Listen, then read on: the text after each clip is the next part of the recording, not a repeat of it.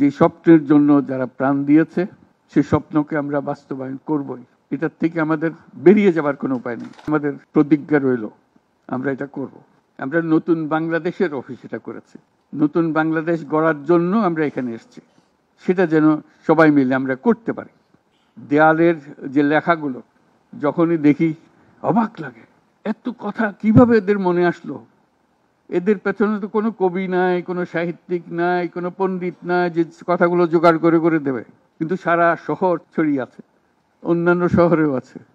প্রতিটি কথা অত্যন্ত মূল্যবান। ছোট্ট কথা, ছোট্ট ছবি, অত্যন্ত মূল্যবান। শুধু বাংলাদেশের মানুষ উতলা হয়ে গেছে নতুন বাংলাদেশ করার জন্য, তাই না? আমাদের যত বাংলাদেশি সারা দুনিয়া জুড়ে আছে, তোমরা একটু আগে বলেছো তাদের কথা, তারা সবাই বলছে যে আমরা আসতে চাই, আমরা এই নতুন স্বপ্ন বাস্তবায়নে শরিক হতে চাই। কাজে তারা, তোমরা যে ঢেউ উঠিয়েছ শুধু এখানকার মনে না, সারা দুনিয়ার বাংলাদেশিদের মনে এই ঢেউ উঠিয়েছে, তারাও যোগ দিতে চায়। যারা বাংলাদেশি নয়, অন্যান্য দেশের তরুণরা, তারা বলছে আমরাও দেখতে চাই, কারণ আমাদের দেশেও এরকম দরকার। কাজে এটা কোনো সীমাবদ্ধ নয় যে বাংলাদেশের মনের মধ্যে তোমরা প্রচন্ড ঢেউ জাগিয়ে দিয়েছ, প্রচন্ড স্বপ্ন জাগিয়ে দিয়েছ। তোমরা সারা পৃথিবীর তরুণকে জাগিয়ে দিয়েছ যে এই তরুণদের হাতেই সৃষ্টি হবে নতুন পৃথিবী। কাজেই তোমরা যেটা করলা সেটারই একটা সূত্রপাত, তরুণদেরকে দিয়েই নতুন পৃথিবীর সূত্রপাত। এটা শুধু নতুন বাংলাদেশের সূত্রপাত না, এটাই নতুন বাংলাদেশের মাধ্যমে নতুন পৃথিবীর সূত্রপাত করছো তোমরা। তোমরা ইতিহাস। আজকে মনে হচ্ছে সাধারণ কয়েকজন তরুণ সামনে বসে আছে, কিছুদিন পরে এই সাধারণরাই অসাধারণ হিসেবে পৃথিবীব্যাপী স্বীকৃত হবে, যেহেতু তোমরা অসাধারণ কাজ করেছো। সেই কাজে যেন বিরতি না আসে, এটাই হলো আমাদের প্রতিজ্ঞা, যে আমরা যেন করতে পারি।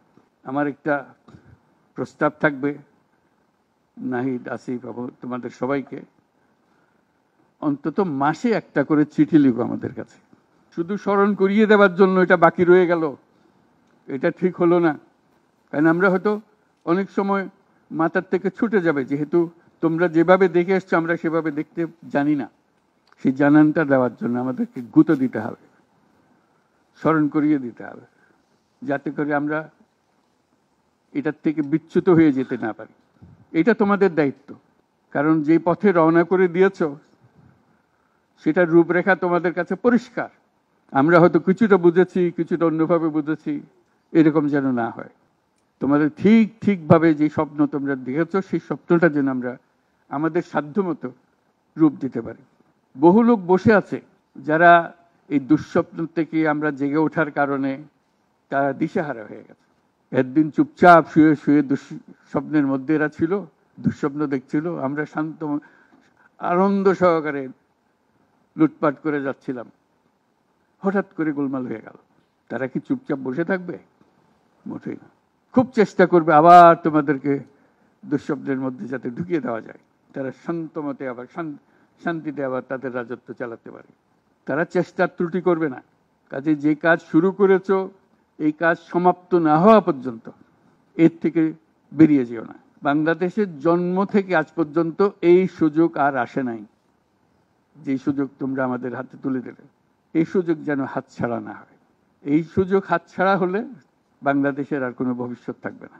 কাজে এইটা যেন শুধু রাষ্ট্র নয়, পৃথিবীর সম্মানিত রাষ্ট্র হিসেবে প্রতিষ্ঠিত হতে পারে, যেহেতু তরুণরা এটার হাল ধরেছে।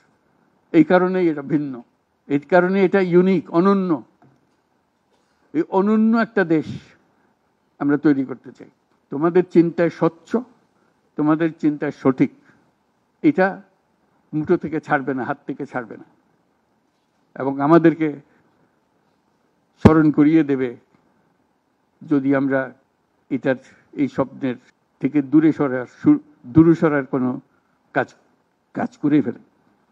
আমাদের কারো কোনো ইচ্ছা নাই এই স্বপ্ন বাইরে যাওয়ার, এই স্বপ্ন বাস্তবায়ন করাই আমাদের সার্বক্ষণিক কাজ।